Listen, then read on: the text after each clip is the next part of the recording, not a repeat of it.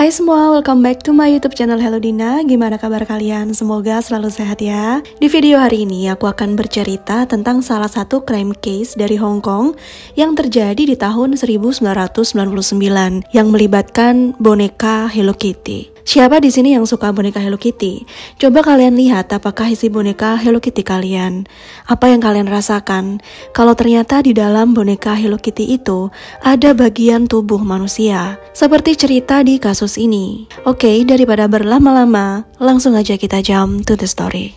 Pada bulan Mei tahun 1999, seorang gadis berusia 14 tahun yang bernama Ah Fong mendatangi kantor polisi di Hong Kong dan mengatakan pada polisi bahwa dia dihantui oleh hantu wanita yang sudah meninggal.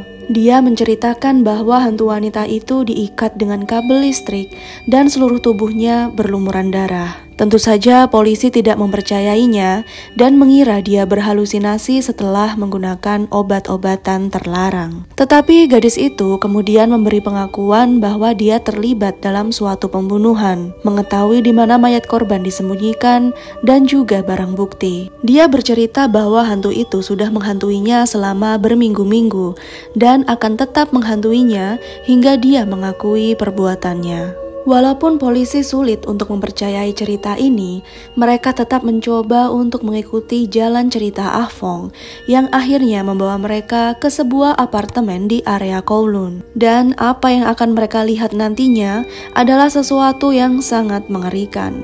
Saat mereka masuk ke kamar tersebut terlihat sangat lucu dengan banyak boneka Hello Kitty di dalamnya. Bisa dipastikan penghuninya adalah orang yang sangat menyukai Hello Kitty. Mulai boneka, peralatan makan, tempelan kulkas, perabotan rumah, semuanya bertema Hello Kitty. Tetapi ada satu buah boneka Hello Kitty di sana yang bentuknya sangat mencolok dengan ukuran yang besar, yaitu gabungan antara kepala Hello Kitty dan tubuh Putri Duyung. Dimana setelah polisi mendekati boneka itu, mereka mencium bau yang sangat busuk, dan setelah dibuka, ada sesuatu di dalam boneka itu yang nantinya akan menempatkan ini menjadi satu kejahatan yang paling keji sepanjang masa di Hong Kong. Di dalam boneka Hello Kitty yang lucu itu ditemukan kepala manusia. Sekarang kita berkenalan dulu dengan korban atau pemilik kepala di dalam boneka Hello Kitty itu. Seorang wanita bernama Fan Man Yi, di mana diketahui sejak kecil dia telah hidup dalam penderitaan. Orang tuanya meninggalkan dia sejak dia masih bayi, sehingga membuatnya dibesarkan di sebuah panti asuhan wanita di Hong Kong. Pada usia 16 tahun karena dirasa sudah dewasa, dia dikeluarkan dari panti asuhan tanpa bekal apapun untuk bertahan hidup. Tidak ada tempat berlindung maupun keterampilan yang dapat membuatnya memperoleh pekerjaan. Dia pun melakukan apapun untuk bertahan hidup, dan di saat itulah dia mulai mengenal narkotika, melakukan kejahatan-kejahatan ringan seperti mencopet dan juga menjual tubuhnya. Pada bulan Mei tahun 1996, Fan bertemu dengan suaminya saat dia bekerja sebagai penari di sebuah klub malam. Singkat cerita, mereka pun menikah, mempunyai seorang anak, dan dia menjadi ibu rumah tangga untuk fokus mengurus anak dan suaminya. Di awal pernikahan, Fan merasa tidak kesepian lagi. Dia bahagia dengan keluarga kecilnya, hal yang tidak pernah dia rasakan sebelumnya. Tetapi lama-lama, hal ini berubah. Dikarenakan suaminya yang juga pecandu, hubungan mereka tidak berjalan lancar, dan tetangga sering mendengar mereka bertengkar setiap hari. Semakin lama hubungan mereka semakin renggang. Walaupun dalam kondisi seperti itu, Fan sangat menyayangi anaknya dan akan melakukan yang terbaik untuk anaknya. Dia mulai mencari pekerjaan dan diterima di sebuah klub malam. Dia juga berusaha menghilangkan ketergantungannya dengan narkotika, semua demi anaknya. Hari demi hari dalam perjuangan menghilangkan kecanduannya yang hampir saja merenggut nyawanya, akhirnya dia berhasil. Dia bahagia dan akan mulai menata hidupnya kembali bersama anaknya. Sayangnya hal ini tidak berlangsung lama. Pada tahun 1997, Van mengenal seorang pria bernama Chan Man-luk. Seorang pria germo berusia 34 tahun dan pengedar narkotika yang menjadi salah satu pelanggan tetapnya di klub malam itu. Diketahui Chan adalah seorang bandar narkotika terbesar di Hong Kong dan dia juga merupakan pimpinan dari kejahatan terorganisir, dan dapat disimpulkan Chan adalah pria yang berbahaya. Van menjalin hubungan romansa antara kupu-kupu malam dan pelanggan dengan Chan.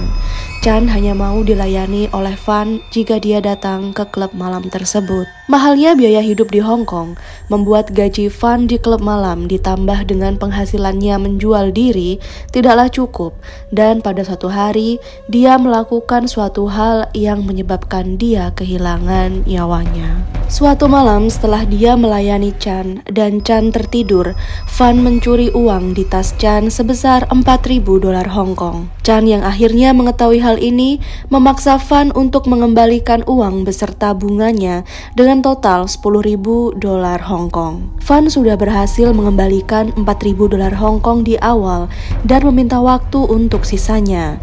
Tetapi Chan tidak mau menunggu dan memutuskan untuk melakukan sesuatu yang sangat mengerikan. Pada bulan Maret tahun 1999, Chan mengirim dua anak buah premannya yang bernama Leung Wai Lun dan Leung Shing Cho untuk menculik Van dan membawa kepadanya. Di apartemennya, Chan mengundang teman-temannya, membebaskan mereka meniduri Van dan meminta bayaran untuk itu. Namun setelah beberapa ronde, Chan merasa hanya mendapatkan uangnya saja itu tidak cukup.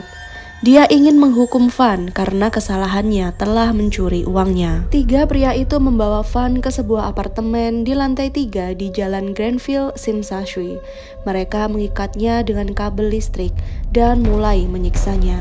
Untuk memastikan tidak ada orang yang mendengar teriakannya, mereka menggunakan kain kotor untuk menyumpal mulut Van. Selama berminggu-minggu, mereka menyiksanya. Ah Fong, seorang wanita berusia 13 tahun yang saat itu berpacaran dengan Chan, ikut terlibat dalam penyiksaan itu. Menurut kesaksiannya, setiap hari mereka menemukan cara baru untuk membuat Van tidak berdaya. Memaksanya untuk memakan feses dan meminum air seni mereka. Semua itu mereka lakukan sambil memaksa Van tetap tersenyum dan berkata bahwa dia menikmati penyiksaan tersebut. Jika dia menolak, mereka akan menyiksanya dengan lebih kejam. Memukul kepala Van berkali-kali, membakar bagian tubuhnya dengan plastik dan lilin, dan saat mereka tidak menyiksanya, mereka akan bersantai di ruang terpisah sambil bermain video game tanpa dosa. Lama-kelamaan, selama hampir 1 bulan, karena penyiksaan ini, Van lemah dan tak berdaya. Saat disiksa, dia sudah diam, tidak berteriak ataupun bergerak, yang membuat para penyiksanya mulai bosan. Salah satu dari mereka mempunyai ide untuk mengikat Van dan membiarkan dia bergelantungan di udara, kemudian menggunakannya sebagai karung tinju manusia. Pada tanggal 15 April tahun 1999, mereka memutuskan pergi keluar untuk makan malam dan meninggalkan Van sendirian di rumah. Setelah mereka kembali, mereka menemukan Van sudah tewas. Tewasnya Van bukanlah akhir dari penderitaannya, bahkan mereka menyiksa jasadnya lebih buruk lagi. Untuk menutupi kejahatan mereka meletakkan Van di bathtub dan memotongnya menjadi beberapa bagian dengan gergaji, dan kemudian merebus potongan-potongan itu.